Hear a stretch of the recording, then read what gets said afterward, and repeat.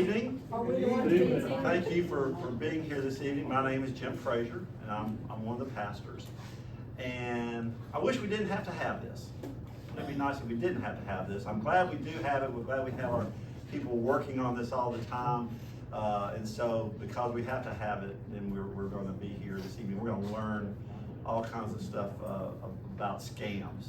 And so we appreciate you being here and appreciate our speaker. Let's have a word of prayer before we get started. Heavenly Father, thank you for a beautiful day and all the blessings in our lives. We thank you for our police department. We thank you for all that they do for us, protect us, and especially from all the scams. And Lord, we pray this evening that we will learn on how to protect ourselves and how to protect others. For in Christ's name we pray. Amen. We have Sergeant Kristen Harding with us. That's right. And she is here to share with us all the things that we need to know about the scams. And so let's welcome Kristen. Hi, I'm Kristen. I work at the police department. I've been an officer for about 20 years. I have been at Vestavia for 18 of those. I am a criminal investigator, so I handle investigations ranging from fraud all the way to burglary, robberies, whatever comes in. But I do a lot of fraud. I've been a detective for almost 4 years, but I also am a TFO with the IRS, which is a task force officer, so I work with them part-time, along with working at Vestavia. It's not as much fraud with them, it's kind of spreadsheets and numbers, but I do work a lot of the fraud cases here in Vestavia, and we have a lot of them. It's just, I was telling Mr. Frazier a second ago, it's a cat and mouse game, because they learn what works and what doesn't work, and then they change their patterns, and then they try that. So I'm going to kind of go over a little bit of information. And I know when we do these classes, a lot of times people have questions at the end because they've had things happen to them, and so we will get to all that too. But a scam is generally where they're trying to obtain something of value, and it's not always money. Sometimes it's your credit card number, sometimes it's your social, sometimes it's your address. So there's always somebody out there trying to get information. One of the things that I tell people who are victims that I talk to, unfortunately, all our information is out there. Your social security number is out there, mine's out there. I can't ever say, hey, this is the program you need to use, but LifeLock and stuff like that is such a good idea in this time and age, because it's out there. It's just a matter of the person getting their hands on it that's going to use it in a bad way. So scammers, they kind of, a lot of times what we see is that sometimes they'll trick people with technology and stuff like that, but a lot of times they play on emotion too. And I'm sure a lot of y'all have heard of somebody that has gotten a phone call and it's been somebody saying, hey, this is your grandson so-and-so, I'm in jail, I need you to send this much money. And it's frantic, and you are like, oh my gosh, I need to do this. And that's why so many people fall for that, because it's your grandchild, they're in jail, they're crying, and so you want to do that. And these scam artists, they do their homework. They will call you and they will know so much information about you, and they will know your grandchild's name and where they live. They will be able to tell you so many things. But we always just say, you've got to stop and slow things down and think about things. And a lot of times they'll say, don't call mom or don't call dad, please don't call them and let them know. But that's something that you need to stop and reach out to either the kid and try to call them, or reach out to the parent. And so many times they're going to rush you, because when you have to make decisions quickly, sometimes they're not the best decisions. So slow things down. So the types of scams that we're really seeing, there's the phishing scam, and any of you that have a computer that you're on very often, or even your phone, you'll get like a link. Somebody will like send you a text message and it'll say, your UPS package is running late. Please click this link. Don't click it. That's a phishing. So a lot of times you'll get emails from people that you don't know, and it'll say you've won this grand prize, or your order from Amazon has been lost. If you're not expecting something, don't click on it. So many times with the scams, with the phishing scams on emails, it will be such a close email. Like if it was jimfrazier@gmail.com, it's gonna say Jim Phaser, and there'll be an R missing, but you just look at it so quickly you don't even notice, and so you think it's from him, but it's not. So if there's anything that's ever questionable, just don't click. You could always call us at the police department. We have an officer that sits at the desk for the desk sergeants 24/7, and they are just there all day. And so if something happens, you're more than welcome to call them and say, hey, this is what happened. Does this sound like it's a scam? And they will say yes or no. So there's what we call the elderly scams, but really it's the grandparent scams, Social Security, Medicare, romance, sweepstakes, and that's kind of like what we talked about, where the grandchild will call, or Social Security scams. People will call and say, hey, your Social Security check is messed up, you need to do this, this, and this before it can be fixed. Social Security is not going to call you on the phone and ask for your information. IRS is not going to call you on the phone and ask for your information. We've had a ton of scams lately where people have gotten phone calls and they'll say, hey, this is Officer so-and-so with Vestavia Hills. You have a warrant for your arrest. You need to pay this much money so that you don't go to jail.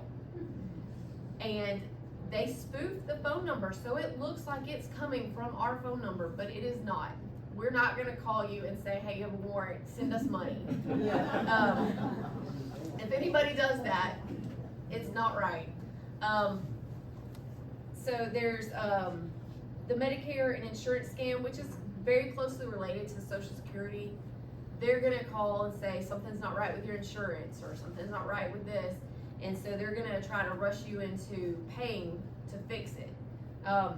You know, most people know their insurance people. Most people, you know who they're talking to as far as like their insurance. You can call and talk to that person. If somebody says you can call me back at this number or call at this number, don't ever take their word for it.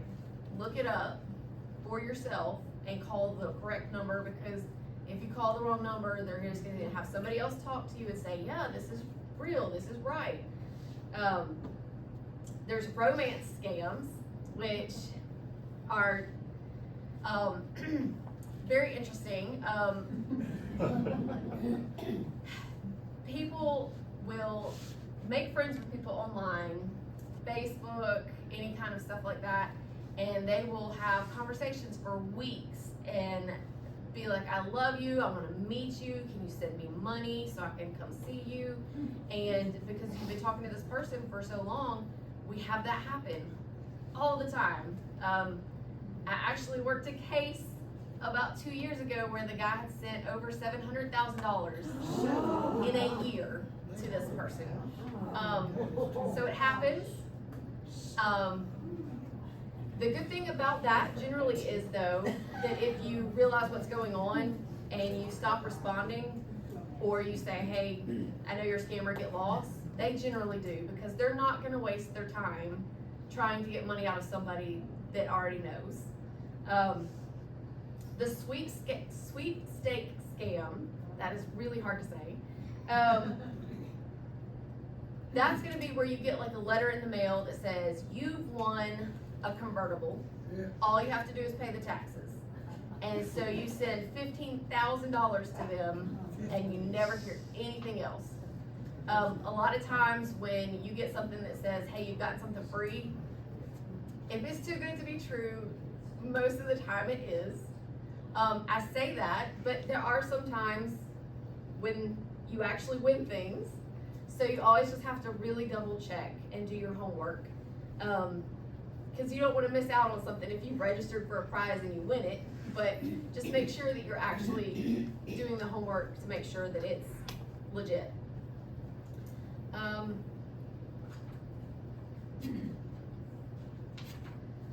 So this is one that we have in, it's called Money Mule. And it's where you're moving money around for somebody and you don't realize it. That usually happens with, how many of y'all have Facebook? Yeah, y'all see where people sell things on Facebook? So if you sell something on Facebook and you list like a sofa for $300, somebody will contact you and they'll say, I'm going to buy that sofa from you, and I'm gonna send you $1,000 so that somebody can come move it for me. And then whatever is left over after they move it, just send me the rest. And so, and people do this all the time, and they'll say, all right, they come, get the sofa, and they say, send me my money back. It only costs $500, so send me the other $500. They'll send $500 back. Well, then that payment that they sent them is no good.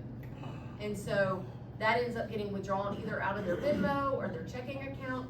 And so then that person is out $500 and the stuff they were trying to sell. But you're moving money around for them and kind of laundering money, and you don't even realize it.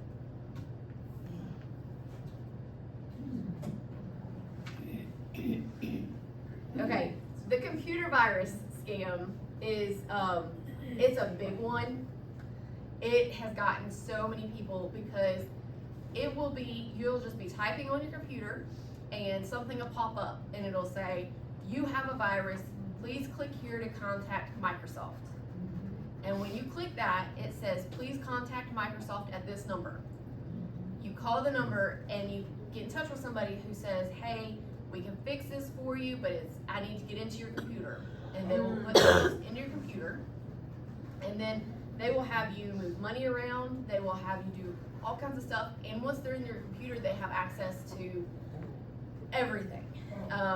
So anything that pops up on your computer, just do not click it.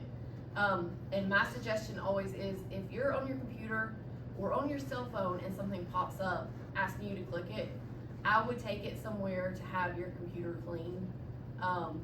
And I say that because if they're already popping something in there, then they've probably already had some access. So you want to be careful about that. But it's so easy to click things on the computer. I harp on my mom about that. I harp all this to her. And the other day, something popped up on the computer and she clicked on it. And I was like, Mom. And she's like, it was so fast. So, you know, just be careful with that. So you're saying if it pops up, they're already in your computer? So they haven't gotten access into the computer. It's probably that you've clicked on something previously that's gotten where that virus is in there. Because most of the time when that pops up and you click on it, it asks you to call a phone number. And they literally have rooms of people sitting by those phones waiting to scam people. That's what they do. They clock in and clock out, and they're just sitting around scamming people. And it's a good living because the number of people that click on it, even if you don't get money from 75% of the people you're calling, you're getting thousands of dollars from the 25% that you are. And they are bringing in big bucks, like big bucks. So, you know, just try not to click on anything, and especially like if anybody ever asks to get into your computer, and because you'll need to click on something to let them get in. Yeah. Do not do that. Just, you know. And again, if y'all have questions, y'all are more than welcome to call our desk sergeant. There's somebody there 24/7. Oh, I dropped your card. Whoops. Our officers do that a lot too, with the real ones.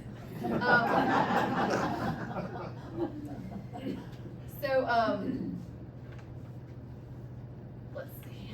Make sure I cover all these other ones.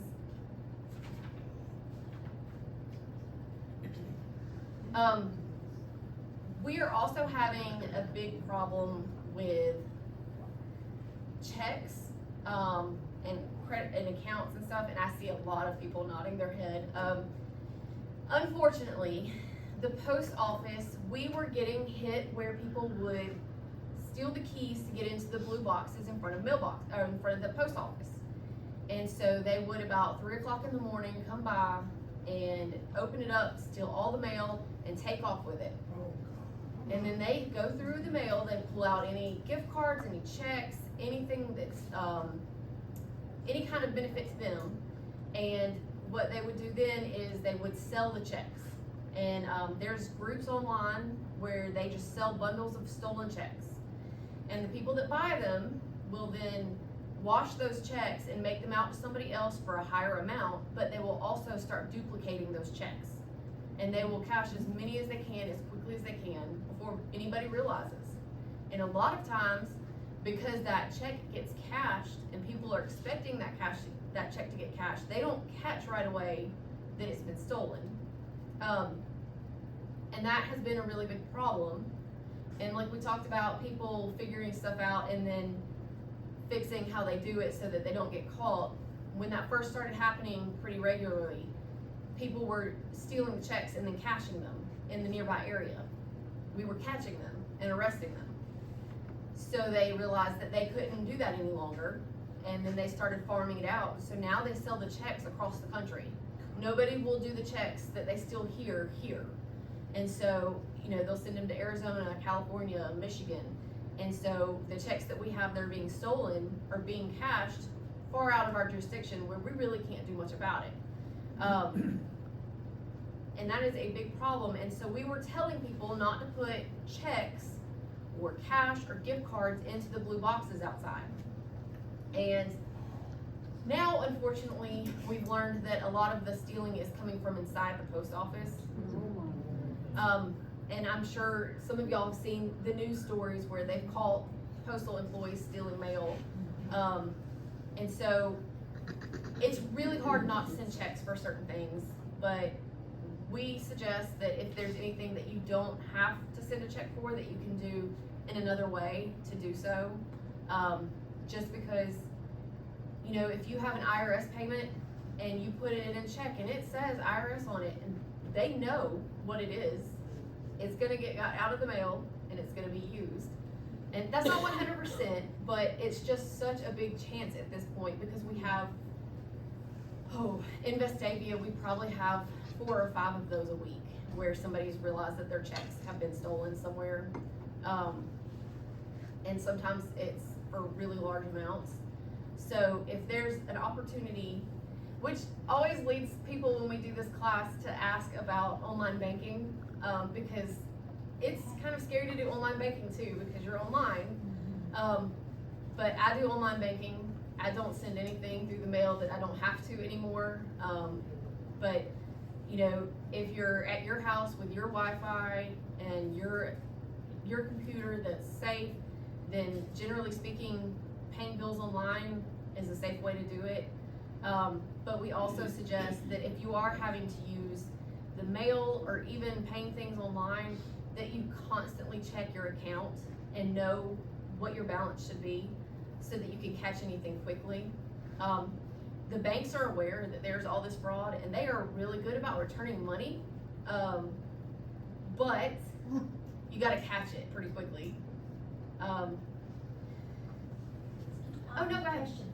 So if they're stealing it out of the boxes, is it better to mail it from your home? I mean, what's the difference? If you do have to send something, we suggest taking it and handing it to a worker, because there are people that ride through and steal stuff from the mailboxes too.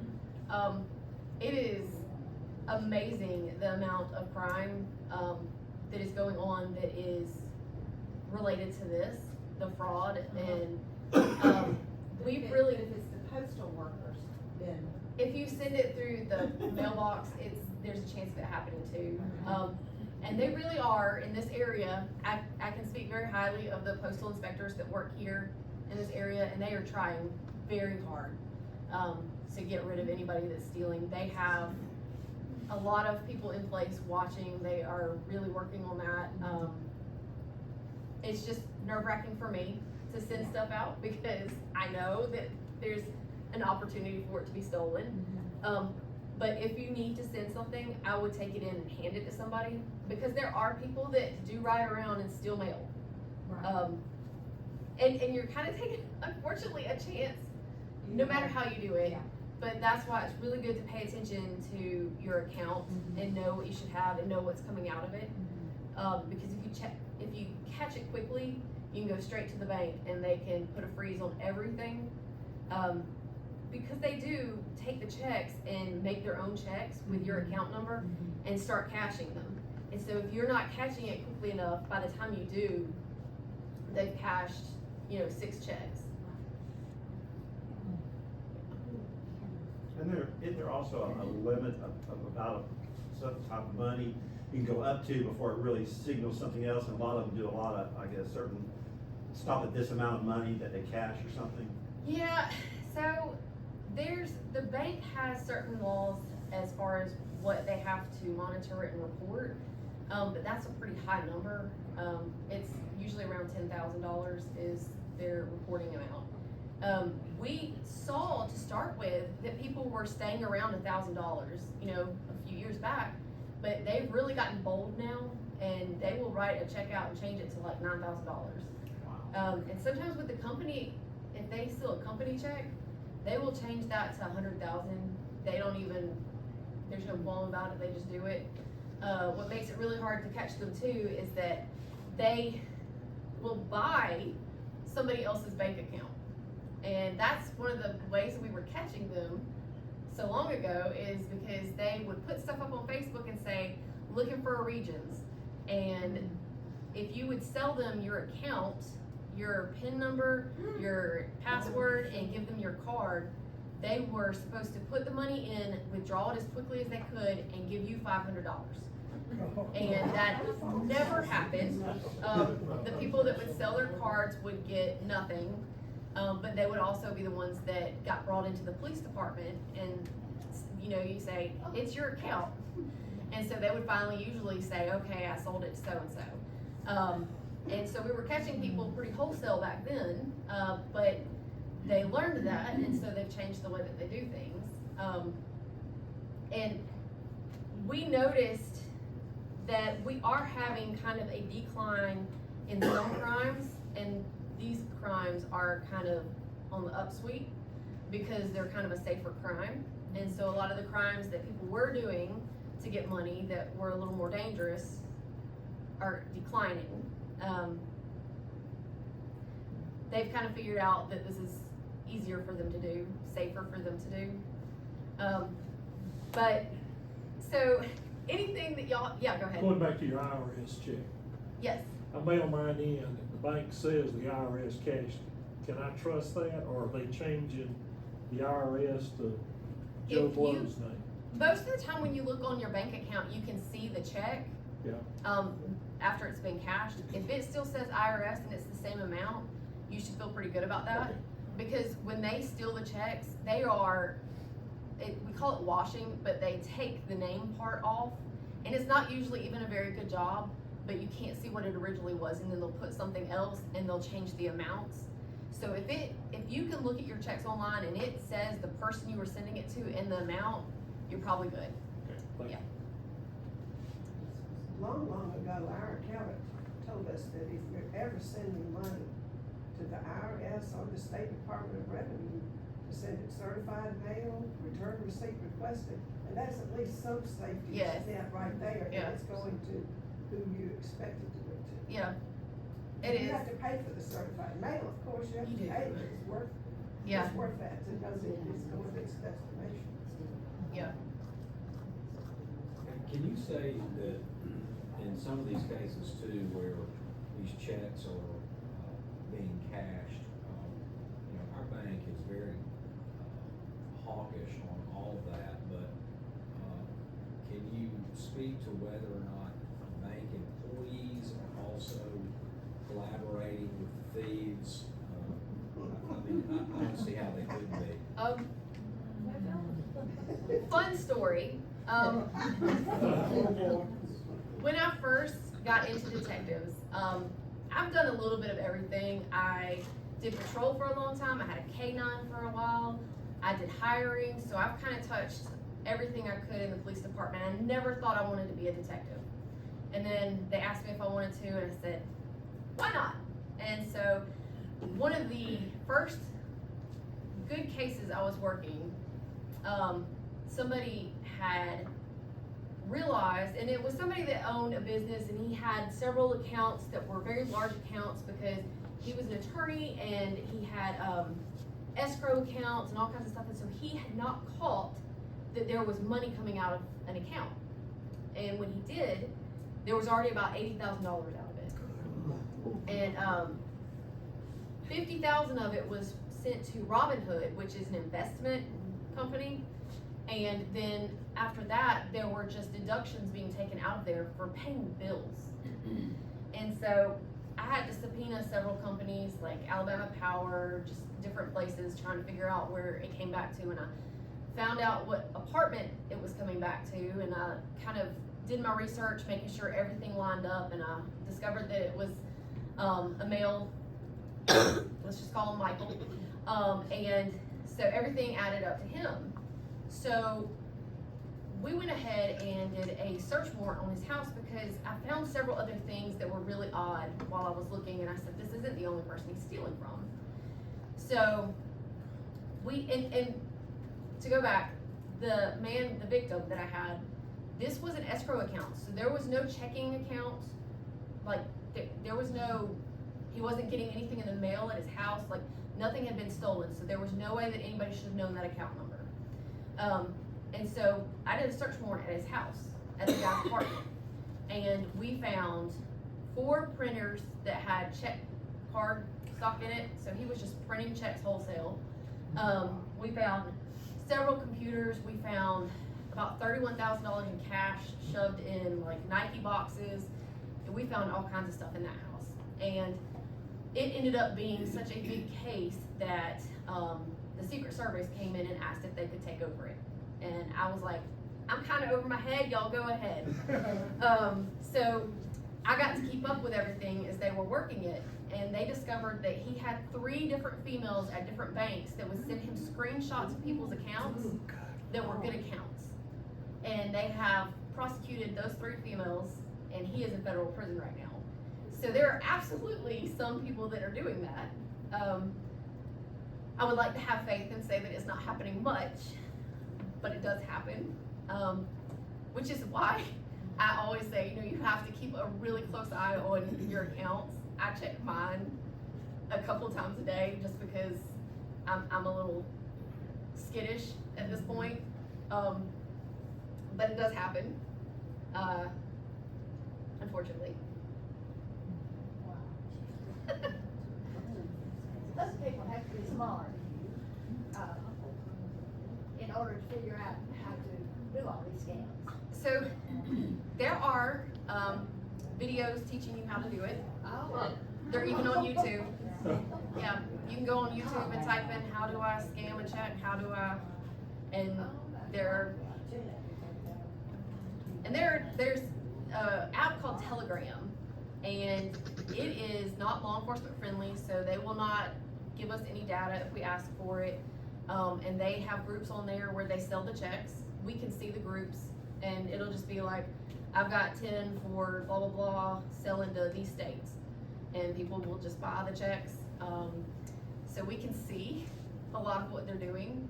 And there's a lot of sites that just teach them how to. Yeah.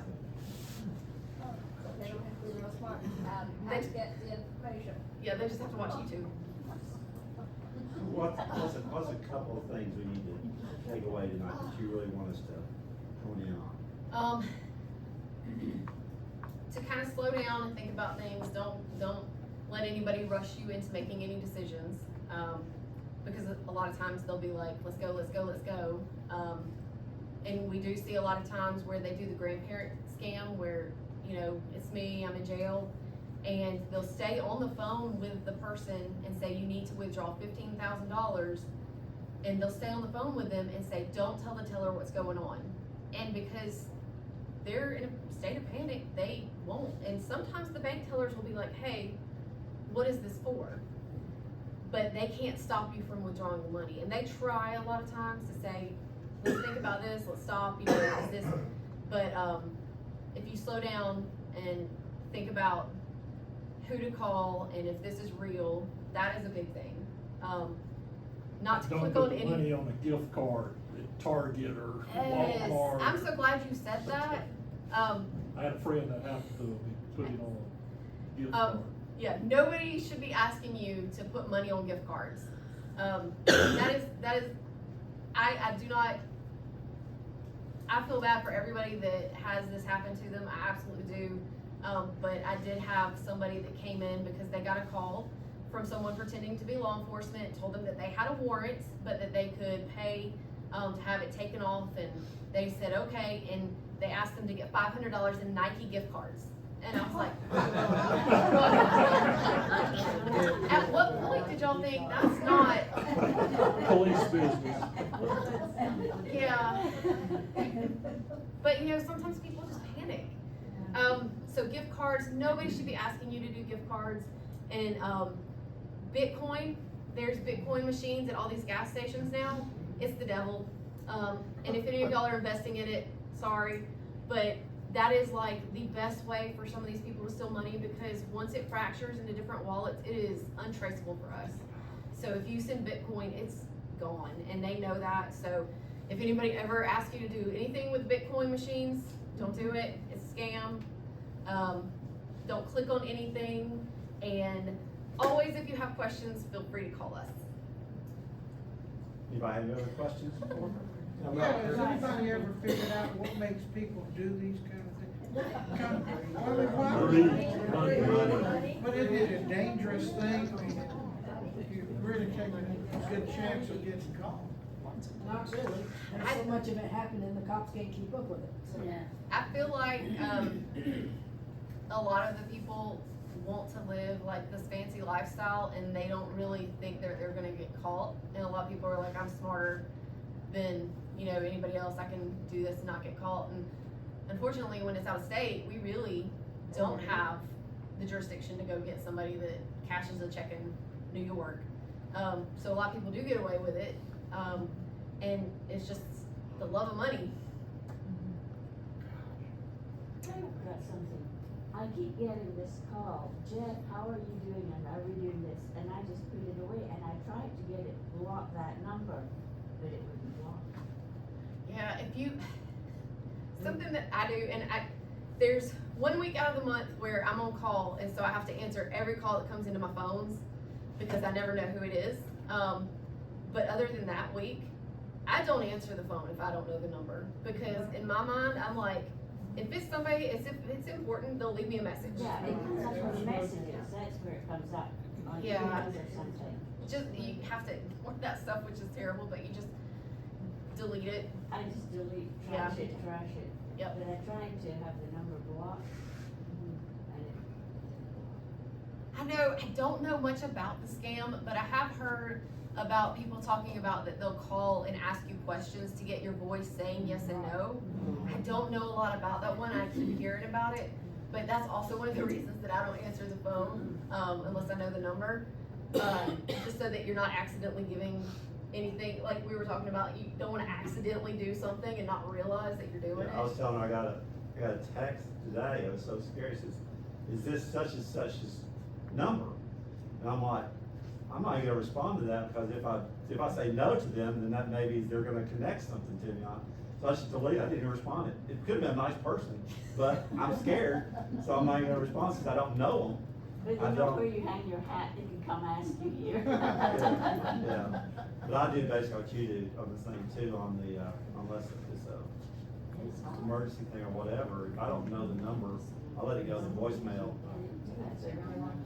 If it wants you to know, leave the voicemail. Absolutely. Yeah, here's a question. Yes. When you, somebody steals your credit card information, what is the most likely way they're stealing it? If you bought something online, or is it going to a 800 restaurant?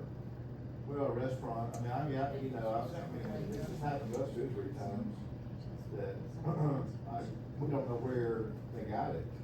Because we went to a restaurant, somebody copy our number down. That does happen. Hard. They take your card, they take off your card, so how many people don't see the card? I mean, I guess. Have you made reports with us? No, I just called a credit card company. I Okay. mean, we had a cheer company that charged $3,000 on us. And, I mean, our credit card company did it, but I got where I mean, I didn't check my account for like 4 or 5 weeks and then it had just added up. And, you know, it really didn't happen with debit card, it happens more with credit card. So, this is another thing, and this is just a me suggestion. I don't use a debit card because if that gets taken, that number, and they use that, it is harder to get that money back because that is your actual money in your account. Right. I use a credit card for everything because if that number gets stolen, that's, until it comes a bill in the mail, that's, to me, that's play money, right? Right. So, you know, I'm not going to get charged for that, but the bank's gonna take 2 weeks to give you money back. They're gonna do their own investigation. And so if your debit card number gets stolen, that money's gone for 2 weeks, and that's your money. And that's just a me thing. I stopped using debit card a long time ago because of that. But we have had several incidents here, even in Vestavia, where a credit card number, they believe that somebody at like the fast food place walked off with it, and we've been able to catch a couple people doing that. So that does Well, I guess happen. the question is, where's the most common place that you're seeing people steal credit card numbers? It's online. There are, Bought something from Amazon or bought something for, there's the dark web. Have y'all heard of the dark web? No. Yeah. So, it is this really sketchy place on the internet that you have to learn how to get to. And you have to have, different kind of equipment to get to it. But, like, everything goes there. I went to a 2-week class that we learned about it and got on it, and we were given like this list of stuff that we had to find. It was like, not bingo, but Scavenger. yes, thank you. It was a scavenger hunt, and it was like you had to be able to find a page where you could buy a liver, like a human liver. You had to be able to find, like, everything's on there. Like, you had to be able to find a place where you could buy a Jaguar, like, not a car, like the actual Jaguar.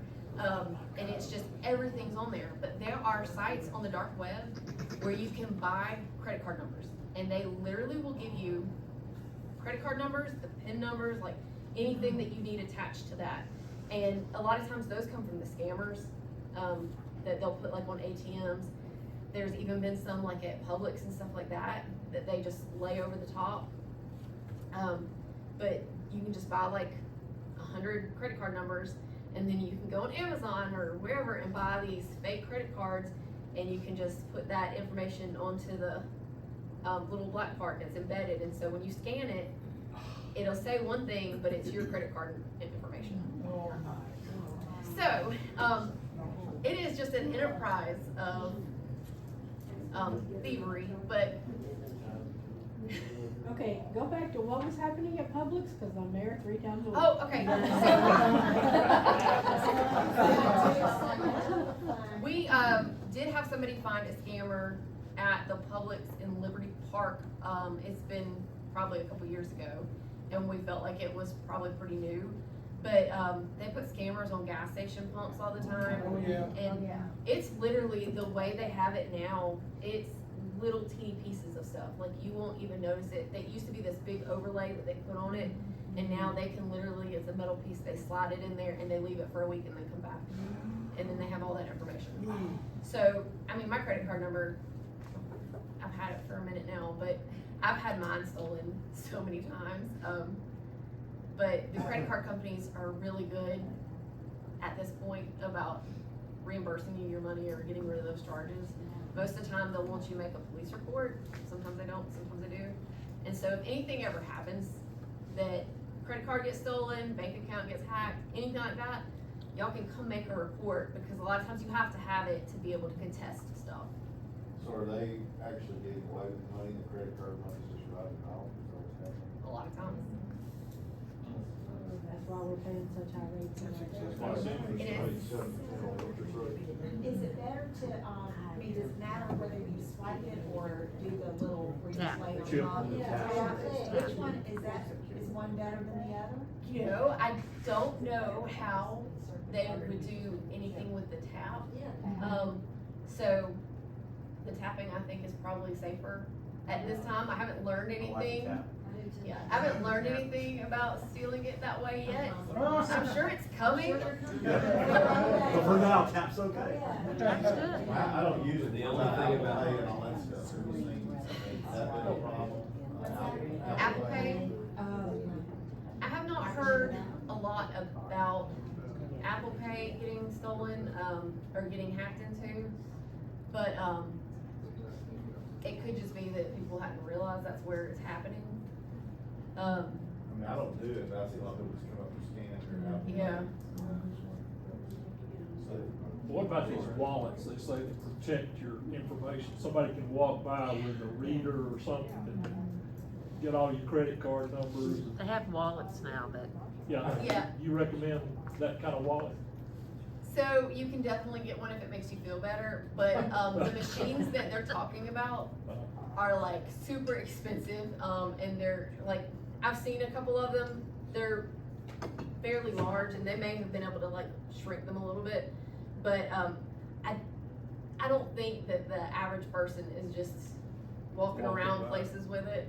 If it makes you feel better, then by all means, but I don't think that most of the information that's getting stolen is from walking around and, yeah. What about Venmo and PayPal?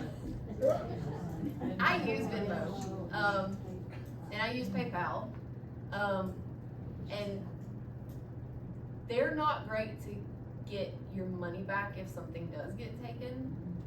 But most of the time when we deal with them, it's not because somebody's hacked into it, it's because somebody's like done the thing where they bought the mattress and then paid the money back to the person, and that's usually our interaction with them.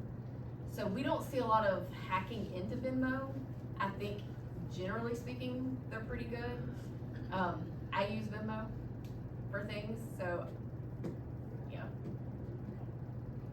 Cash App, I mean, do it works, or is that okay, or? I don't, I use both, so. yeah, I think they're probably about the same. I know that a lot of people use Cash App that we do fraud stuff with. Because a lot of times when you see that the fake checks, the fraudulent checks that go in, most of the time you see the money move out of the account via Cash App, and that for some reason is the criminal What does that app. mean? What is it? Cash App mean? It's an app so that you can like move money between people pretty easily, instead of like, you know, if I'm working with somebody and they're like, hey, do you want some lunch? And I say, yeah, but I don't have any cash. I can just Venmo or Cash App them money instead of paying them cash. And it's just kind of a movement of money. But it has to be attached to an account. Yeah. I use it all the time, but, I mean, people pay me because they don't have money to pay, but. Yes. I do it with graduation supplies, actually. It's been a lot easier for seniors to pay. Yes. Don't have money. Any other questions, anything, people that we, need to ask, or we want you to, we appreciate you being here, but I don't want to keep anybody. Oh, no, longer yeah. than- So let's, oh, you have anything else Oh, to say? there's a couple, I think, more of the magazines over here, but if y'all run out and y'all want some more, we have plenty of stuff at the police department. Y'all can stop by and just pick one up. Well, the main thing is, let's thank Kristen. But I think one of our big takeaways is we have an incredible police department here. Yes. You're so fortunate. They come out and do these things for us, but use them. If you have any question at all, guys, first is don't answer your phone. You don't know who it is. But then if there's any questions, I've done a couple of times, we've done it for church members, we've called the police department and said, hey, here's the setup, what do you think about it? And they look and they get back to us and say, that's okay or it's not okay. 24/7, guys, we've got somebody there waiting to help us. Okay, so please take advantage of this situation so you don't Do you care if I write the phone number down here? Please write it. Let's take Harold's name off here. Yeah, it is. Oh, no. Oh, you took the banjo man off? Yeah. What's the number? 205 978 0139. That is. 9780139. Yes, that is our desk sergeant's office, and there's somebody in there 24/7. Now, they do have to take care of our jail too, so sometimes they walk out to go like feed inmates or whatever, but there's somebody that's there all the time, so you can call whenever you have a question. And I honestly, the ones that work overnight, they probably wouldn't mind getting a call at 3 a.m. All right. Anyways, I'm sure you'll stay a few minutes. Thank you for being here. Appreciate it. All right. Have a nice evening. Thank you for coming out. Take care.